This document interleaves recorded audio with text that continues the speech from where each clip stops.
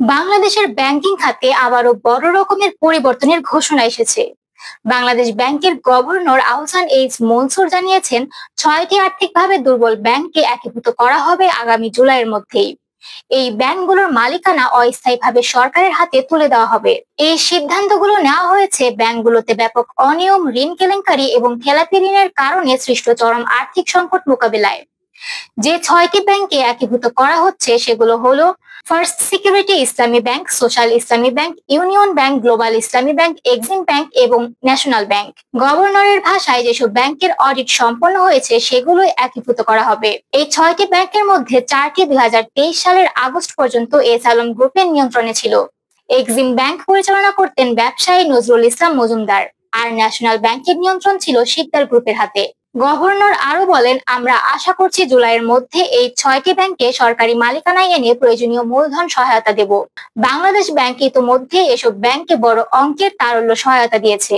তবে গভর্নর পরিষ্কার করে জানিয়ে দিয়েছেন, সরকারি মালিকানা স্থায়ী নয়। পুনর্গঠন সম্পন্ন হলে এসব ব্যাংকের শেয়ার জনসাধারণ এবং আন্তর্জাতিক কৌশলগত বিনিয়োগকারীদের কাছে হস্তান্তর করা হবে।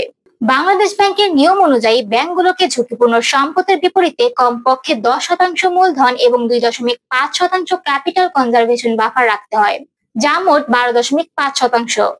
এই 6টি ব্যাংকের প্রায় সবকটির মূলধন ঘাটতি মারাত্মক পর্যায়ে পৌঁছেছে।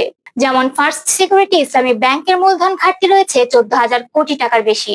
শুধু তাই নয়, এই ব্যাংকের খেলাপি ঋণের পরিমাণ দাঁড়িয়েছে প্রায় 17,851 কোটি টাকা। এই অবস্থায় বাংলাদেশ ব্যাংক তাদের সহায়তা দিতে হয়েছে বিপুল অঙ্কের তারল্য।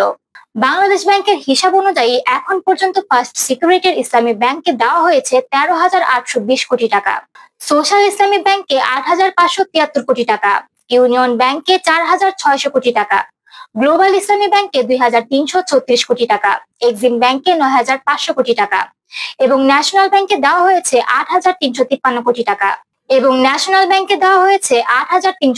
কোটি টাকা তারল্য সহায়তা।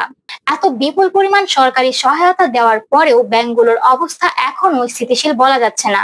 এই ব্যাংকগুলোর আর্থিক স্বাস্থ্য মূল্যায়নের জন্য বাংলাদেশ ব্যাংক ফেব্রুয়ারিতে আন্তর্জাতিক অডিট প্রতিষ্ঠান আর্নস্ট অ্যান্ড ইয়াং এবং কেপিএমজি কে নিয়োগ দিয়েছে। এই অডিটের অর্থায়ন করছে এশিয়ান ডেভেলপমেন্ট ব্যাংক।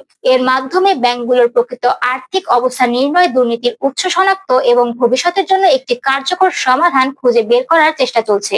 এই প্রক্রিয়াকে আইনি কাঠামোর মধ্যে আনতে সরকার 2025 সালের ব্যাংক রেজলিউশন অর্ডিন্যান্স পাশ করেছে।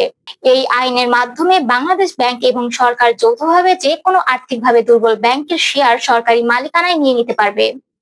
এমনকি প্রয়োজনে একটি অস্থায়ী প্রশাসক নিয়োগ করা যাবে। এছাড়াও বাংলাদেশ ব্যাংক চাইলে ওই ব্যাংকের ব্যবসায়িক কার্যক্রম সাময়িকভাবে স্থগিত করতে পারবে। এছাড়া প্রতিষ্ঠিত হতে যাচ্ছে ব্রিজ ব্যাংক। এগুলো হবে অস্থায়ী ব্যাংক, যেগুলোর মাধ্যমে দুর্বল ব্যাংকগুলোর কার্যক্রম সাময়িকভাবে পরিচালনা করা হবে। পরে এগুলোকে তৃতীয় পক্ষের কাছে বিক্রি করে দেওয়া হতে পারে। গভর্নর মনসুর বলেন, যারা অর্থ আত্মসাৎ করেছে আমরা তাদের কাউকে ছাড় দেব না। তাদের বিরুদ্ধে ব্যবস্থা নেওয়া হচ্ছে এবং অর্থ ফেরত আনতে আন্তর্জাতিক সহযোগিতা চাওয়া হয়েছে। ব্যাংকিং খাতে আস্থা ফিরিয়ে আনা এখন সরকারের জন্য সবচেয়ে বড় চ্যালেঞ্জ। এই সিদ্ধান্ত ব্যাংক খাতকে কতটা স্থিতিশীল করতে পারবে তা সময়ই বলে দেবে। আপনি কি মনে করেন, এই ব্যাংক পুনর্গঠন ব্যাংকিং খাতে আস্থা ফিরিয়ে আনবে? কমেন্টে জানান আপনার মতামত। এমন আরো গুরুত্বপূর্ণ বিষয়ে ভিডিও দেখার জন্য লাইক, শেয়ার এবং সাবস্ক্রাইব করে আমাদের সাথেই থাকবেন। ধন্যবাদ।